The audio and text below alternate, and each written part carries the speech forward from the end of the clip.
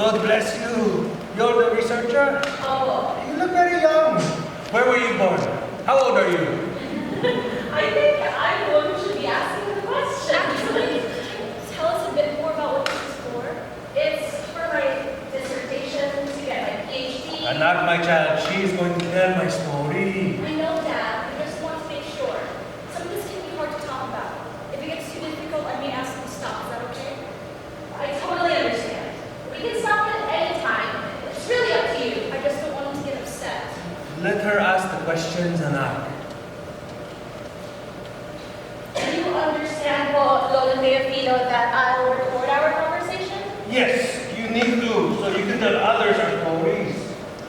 Okay, Paul. All right, Lolo Teofilo. Let's start with when and where you were born.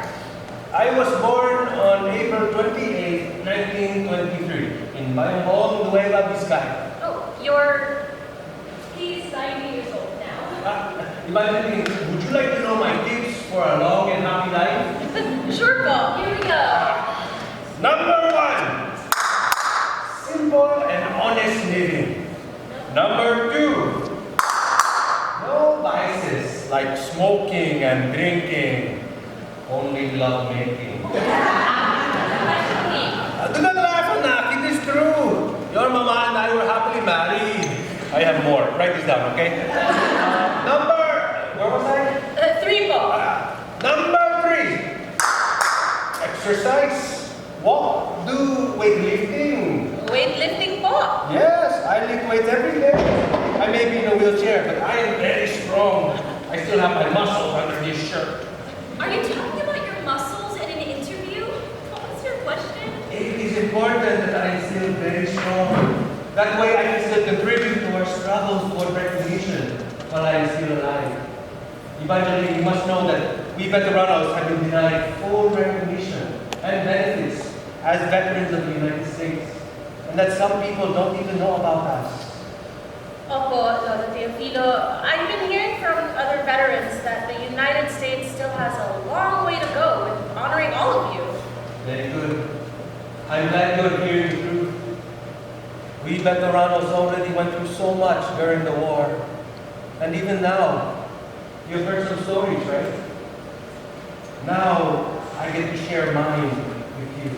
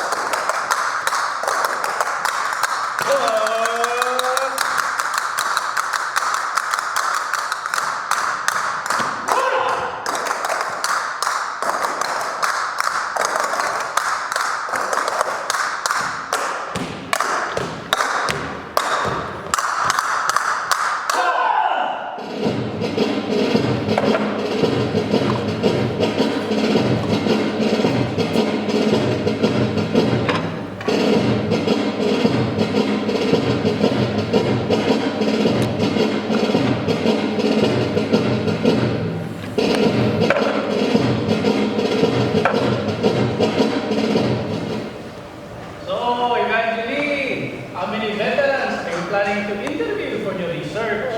I'm aiming for 100, Lolo Franco. Oh, that is a good goal. How many do you have so far? Oh, I'm almost at 80, Lolo Domingo. What have you learned so far? Maybe I can quiz you. Oh, okay. Yes. I learned that there were many ways that the Filipinos in the Philippines served during World War II. There were the old Philippine Scouts who were led by American officers after the Philippines became American territory in 1901 due to colonization. Who else? Then there were the United States Army Forces of the Far East, or the USAFE, who were placed under the command of General Douglas MacArthur. Like my grandfather. Oh, your grandfather? Yes, it was actually visiting his grave that inspired my research. I saw his tombstone and it had the letters USAFFE. So, Evangeline, you must know they were the ones who suffered the death march. Yes, po. Okay, continue. Then there were the guerrilla soldiers who really helped MacArthur defeat the Japanese army. Some of them stopped their service after the war, while others continued on and signed up as New Scouts. That's me. I was a guerrilla soldier first when I was 17. Then I signed up in 1946 when the Americans started recruiting us for post-war instruction. Domingo here, he is New Scouts, Atlanta Guerrilla. May I start recording now po? Yes, go ahead. Okay. Lolo Franco, how were you involved with the guerrillas at such a young age? I was a musician in my teenage years. But when the war came, I had to put that aside. My duty was to relay messages to another group and stand in one post, watching for Japanese patrol, to give warning to our fellow guerrilla soldiers. You know what I did? I would beat a bamboo, but I made it sound like it was just music.